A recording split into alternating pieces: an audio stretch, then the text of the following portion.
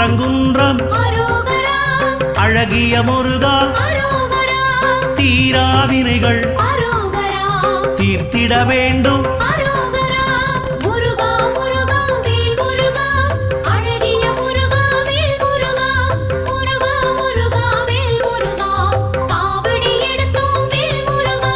சுவாமி மலையனே